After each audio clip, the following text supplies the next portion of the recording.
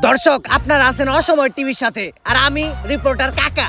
আর আজকে আমরা নিব এমন একজনের ইন্টারভিউ যে নিজে একজন উদ্যোক্তা, বাংলাদেশের একজন সফল ব্যবসায়ী, যার এই সমাজে মান সম্মান বিন্দু পরিমাণেও নাই, যে নির্লজ্জ, বেহায়া, পশুর থেকেও নিকৃষ্ট। তার মানে দর্শক, আপনারা বুঝতেই পারতেছেন আমি একজন কাপড় ব্লগারের ইন্টারভিউ নিতে আসছি। তো চলেন দর্শক বৃন্দ, সেই বউ ব্যবসায়ীর বাড়ির ভিতরে ঢুকি। বাবা রে বাবা, ফেসবুকে নষ্টামি করে কত বড় বাড়ি বানাইছি। এই তোমরা কারা? আর এদিকে কই যাইতাছো? আঙ্কেল, আমরা ইন্টারভিউ নিতে যাইতেছি। বাসার মেন গেটে লেখা দেওয়া নাই যে এই বাসায় কুত্তা আর ফেসবুকের হলুদ সাংবাদিক প্রবেশ নিষেধ? বাইরে হন থেকে। বাংলাদেশের সবগুলাকে বিসি জোড়া দিলে অতগুলো বিসি হইব না যতগুলো ফেসবুকে হলুদ সাংবাদিক আছে। কোনো একটা নিউজ পাইলেই হইছে কুত্তার মতো জিবলা বাই করে পড়ে।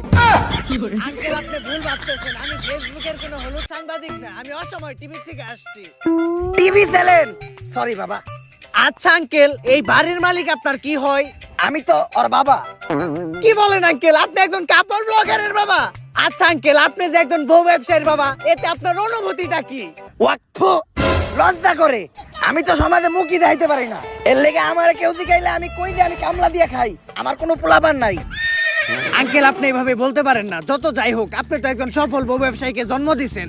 জন্ম তো আমি দিতে চাই নাই, আসলে ওটা ভুল হয়ে গেছে। দুষ্টা তো আর আমার না, দুষ্টা হইলো ওই ঝড়ের রাইতের। ফার্মেসি খোলা ছিল না।